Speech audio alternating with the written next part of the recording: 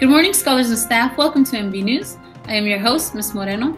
Bienvenidos a todos de la comunidad de Montevela. Yo soy la maestra Moreno. Scholars, just a friendly reminder that a week from today, Friday, March 5th, is the deadline to submit your film for the Student Powered Film Festival. I'm looking forward to seeing all your films. If you have any questions, feel free to contact me or have your teacher contact me. I would love to see more of you competing in this film festival. Now moving on to Eric. I want to start off by congratulating all of the PBIS raffle winners. Congratulations to Jacqueline from Miss Esquivel's class, Natalie in Mr. Cho's second grade class, Natalia from Miss Fig's fifth grade class, and last but not least, Yandelas from Miss Moreno's class. Congratulations, scholars. For now, moving on to Marely. Thank you, Eric. Two second-grade students from Ms. Gonzalez's class are setting the example that anything is possible as long as you try. Skylar, Edgar, and Ms. Gonzalez, thank you for joining us today.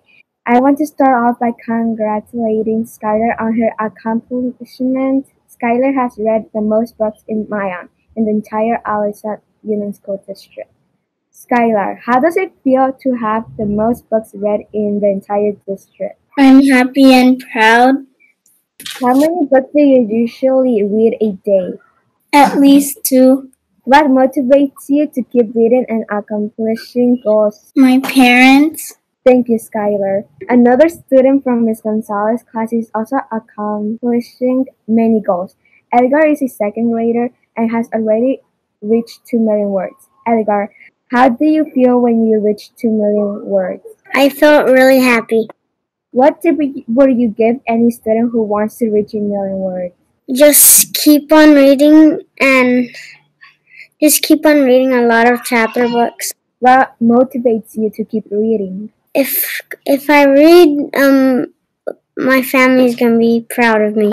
Thank you, Edgar. Ms. Gonzalez, how does it feel to have such motivated class even during the pandemic? Having such motivated students makes me feel super proud of them, and it just really warms my heart. And every time I see their word count and them adding accomplishment after accomplishment, it just always puts a big smile on my face. Any message you want to say to your students or the community? Just hang tight, guys. This will one day be over, and don't slack off on your schoolwork, because even though we are remote for almost a year now, it's still time for you to grow academically. So don't let it stunt your academic growth. Keep going, and I'm so happy for my kids, and I'm sure that, as Edgar said, his parents and his whole family is happy for him. So make yourself proud, make your family proud as well,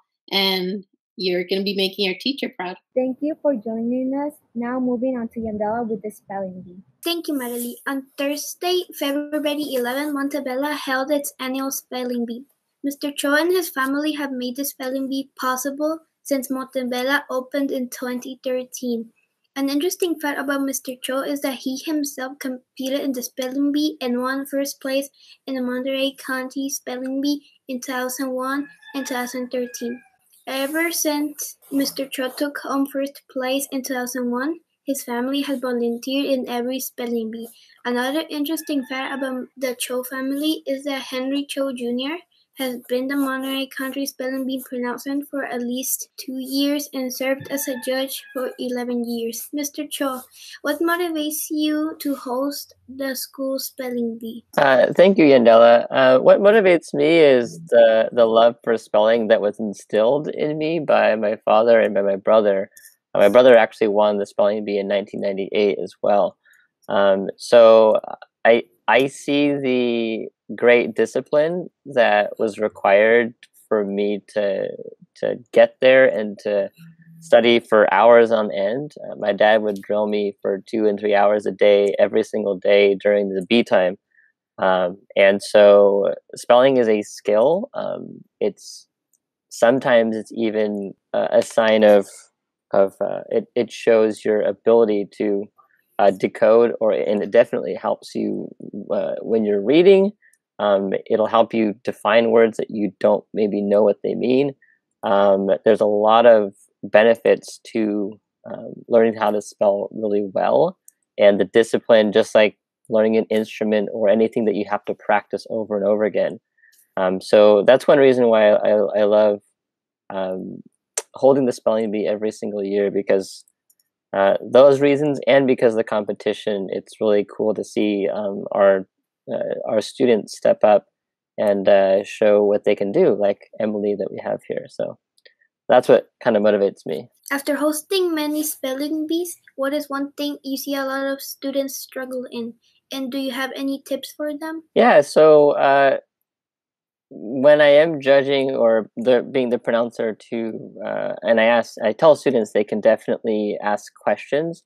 Actually, many of our spellers this year asked many questions, and what that does is it helps calm you down. It was a strategy that I used in the spelling bee, was just to basically stall, to give myself time to calm down, because you say one wrong letter and you're gone, you're out, there's no coming back from it. So many students rush and they try to get through it and they go, I know it, and that's when you start to make mistakes. So if you can calm down when you're under pressure and take that time to trust yourself, maybe write it down on your hand or say it or rehearse it in your mind before you do it, and speak clearly and slowly.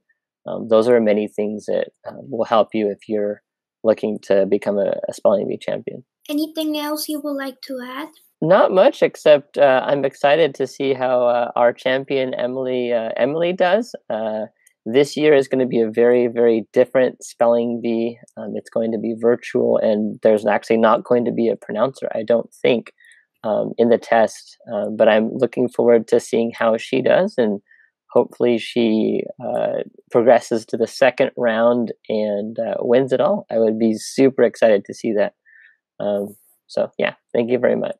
Thank you, Mr. Cho, for keeping the spelling bee going even through this pandemic. Now an exclusive interview with our very own Montebella spelling bee champion, Emily. I want to start by congratulating you. This shows that practice makes perfect.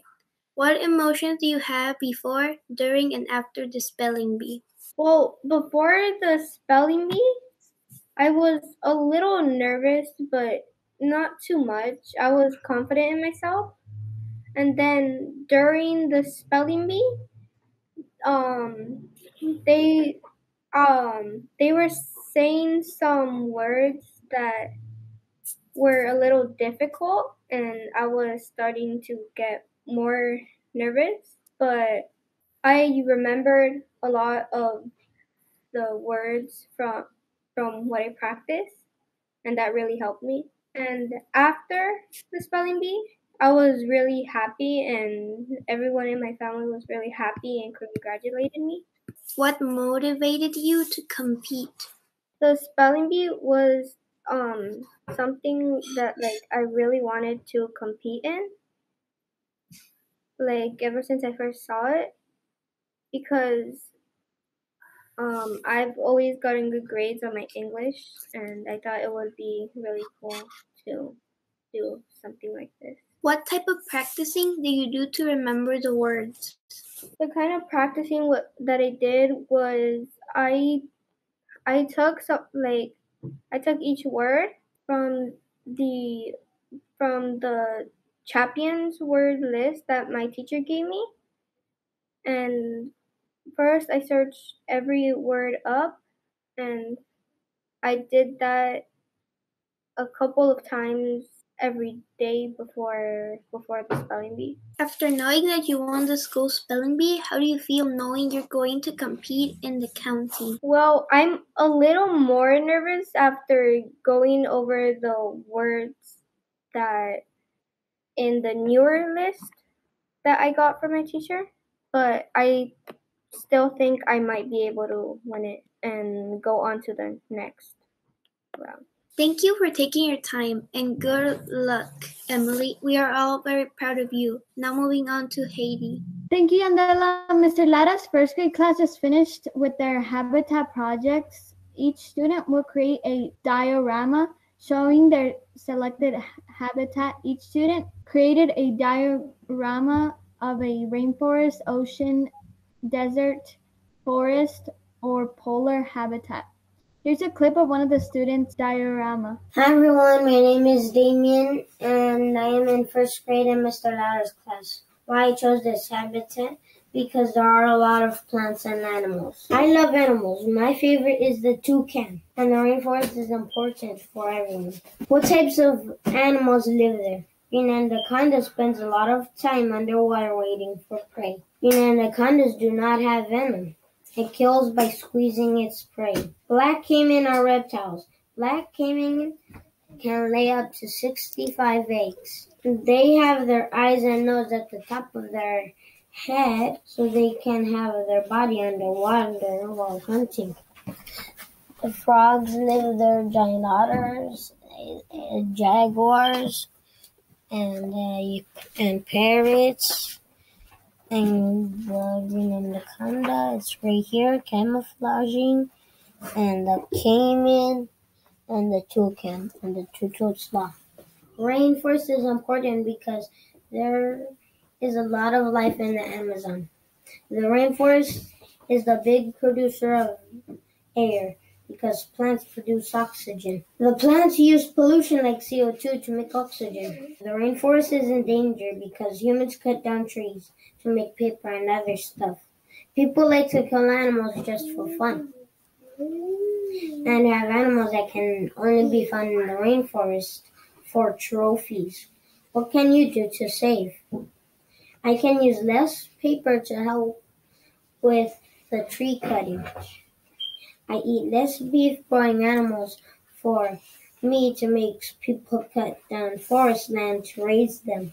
Bye. Thank you. Great job. Awesome first graders. Now moving on to Rafael. Thank you, Haiti. The NASA JPL engineer graduated from Garfield High and attributes part of his success to his math teacher, Jaime Escalante, who was a teacher on the 80s film Stand and Deliver. On Thursday, NASA's biggest and most advanced rover landed on Mars. One person who helped lead the project was Sergio Valdez, who is from Los Angeles. I feel very lucky to be part of such a rich heritage that JPL is bringing, said Valdez. But to have come from a community, you really think that you can end up in a place like JPL.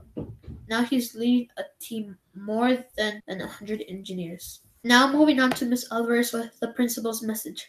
Hello, scholars. I hope all of you are having an awesome week. Let's start off with the principal's message. So for March, for our PBIS, it's March Madness. And what does that mean? That means that there's tons of books that you can read this month. So we're challenging you every day to read a book. And hopefully you can take an AR quiz and double your points for this month. So for Monday, it's Martha blah blah. On Tuesday, it's Wear Your Favorite Hat Day. On Wednesday, it's Officer Buckle and Gloria. On Thursday, it's How the Moon Regained Her Shape. And on Friday, What Do You Do with a Problem? Also, what's really exciting is that we're going to have a vote on what are the books that are your favorite for the month.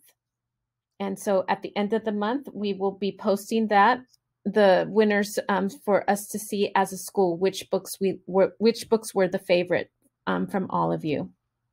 So are you ready for the riddles of the week? So the first riddle: I have a tail and a head, but no body. What am I?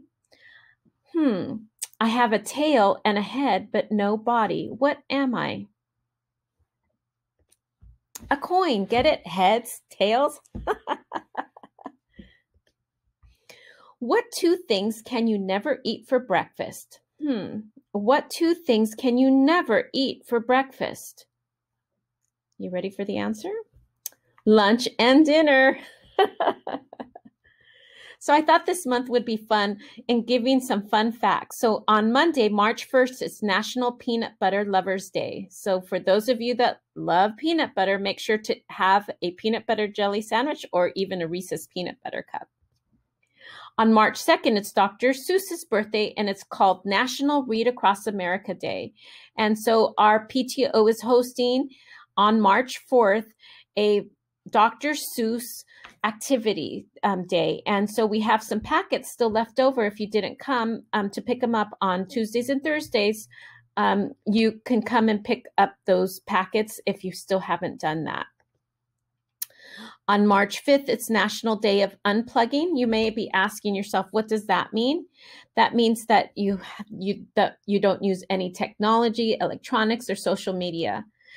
We have to still come to school. So the challenge is on Friday, 3 o'clock, all the way till Saturday, 3 o'clock, for 24 hours, if you can try to not use any technology, electronics, and social media. So that's the challenge. Let's see how many of you can do that.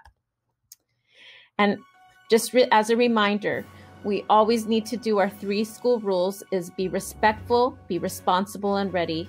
And I hope that you have a great week next week. So from all of us here at MB News, have a wonderful day. And like we say every single day, go Scholars! Go Scholars! Go Scholars! Go Scholars! Go Scholars! Go Scholars! Go Scholars! Go Scholars! go Scholars!